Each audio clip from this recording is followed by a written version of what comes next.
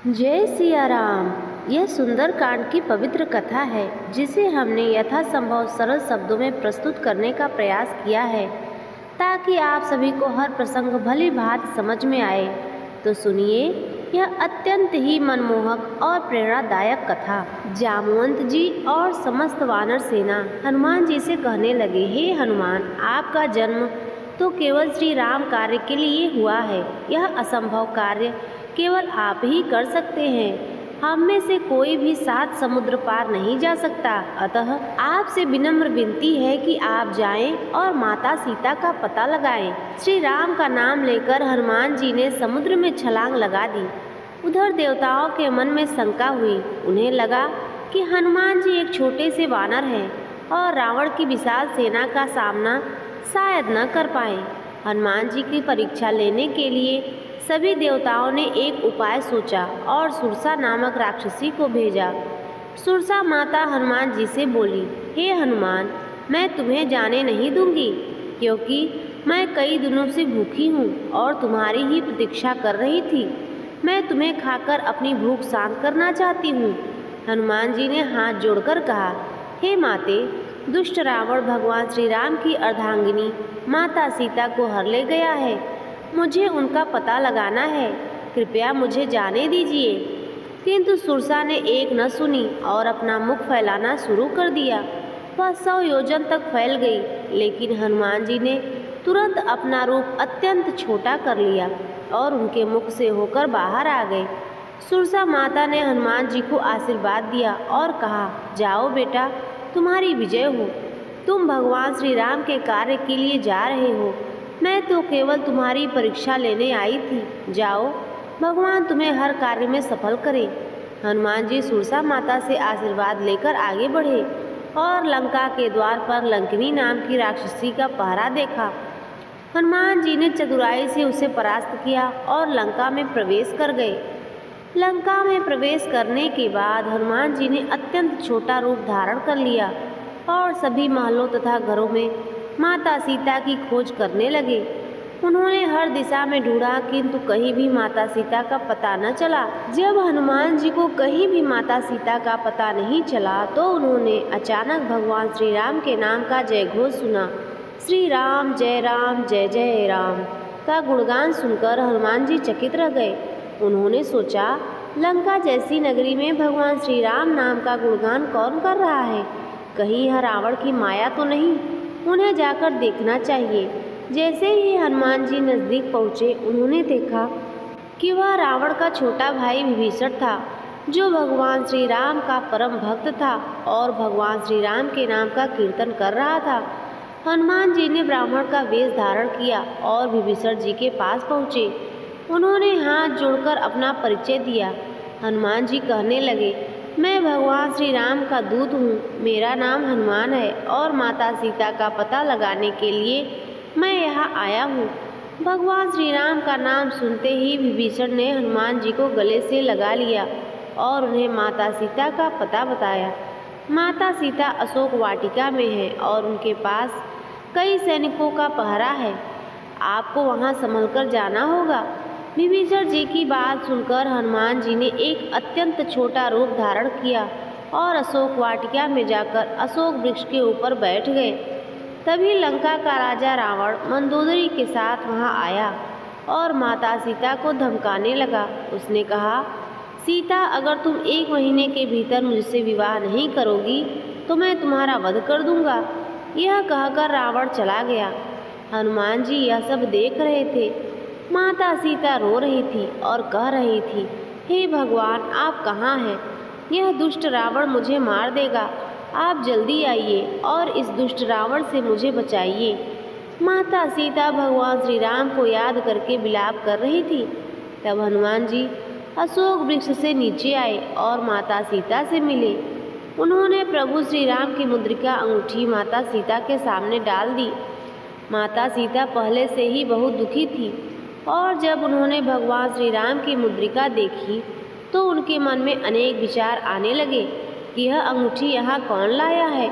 हनुमान जी ने हाथ जोड़कर कहा, हे मैया, यह मुद्रिका मैं लाया हूँ। मेरा नाम हनुमान है और मुझे भगवान श्री राम ने आपका पता लगाने के लिए भेजा है। हनुमान जी ने माता सीता को पूरा हाल सुनाया और कहा कि बहुत जल्द भगवान श्री राम आपको लेने आएंगे। उन्होंने बताया कि भगवान श्री राम और पूरी सेना आपके वियोग में अत्यंत दुखी है।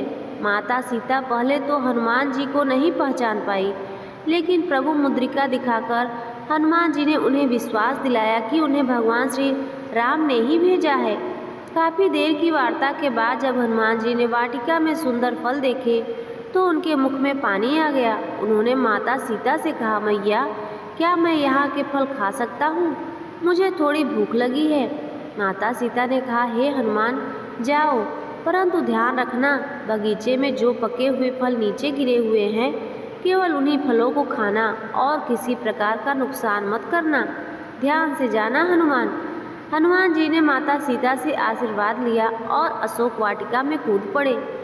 उन्होंने फल खाते हुए कुछ पेड़ों को भी तोड़ दिया, जिससे वाटिका में हलचल मच गई।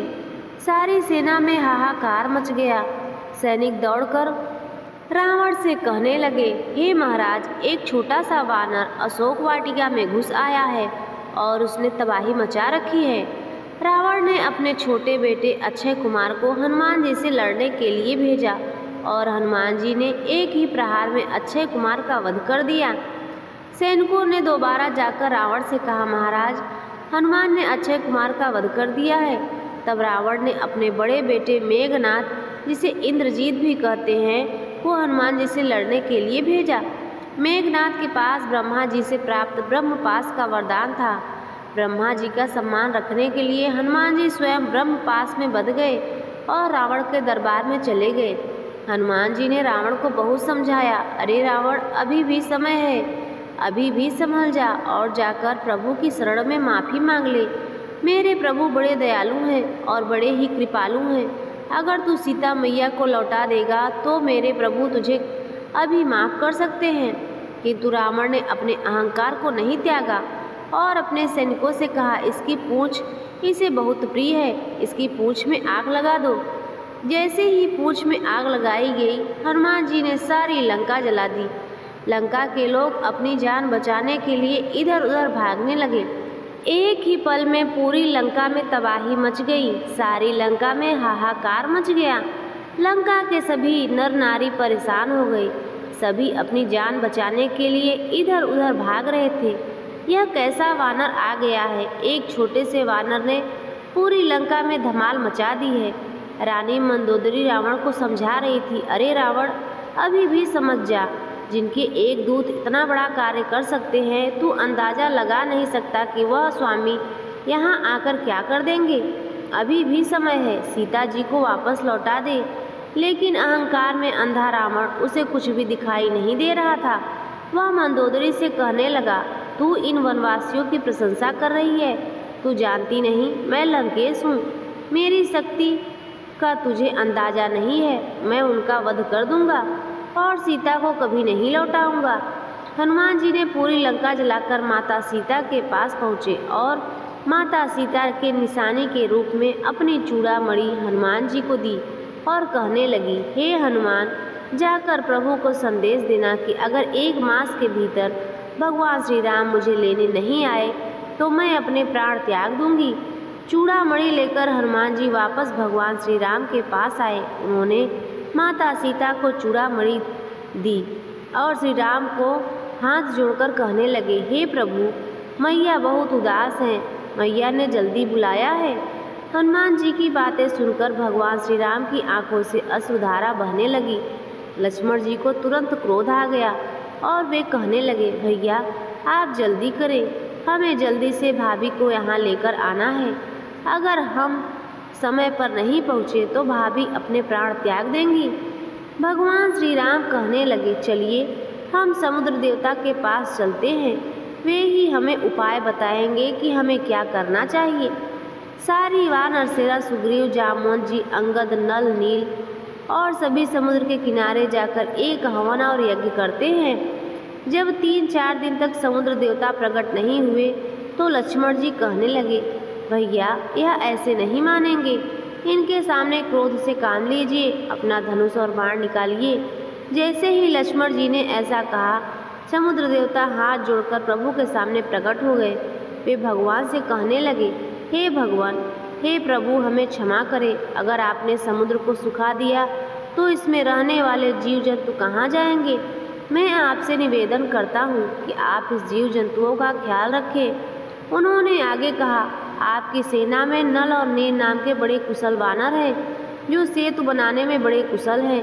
आप इनसे पत्थरों का सेतु बनवाइए, जो लंका तक बन जाएगा, और पूरी सेना सहित आप लंका में जाएं। भगवान ने पूछा, मैं इस बाण का क्या करूं?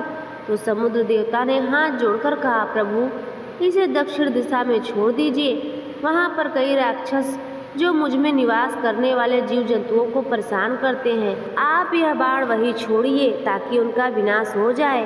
इतना कहकर समुद्र देवता अंतर्ध्यान हो गए। पूरी वानर सेना ने मिलकर सेतु निर्माण किया और श्री राम ने लंका में रावण का वध किया और वहाँ राम नाम का जयकारा गूंज उठा।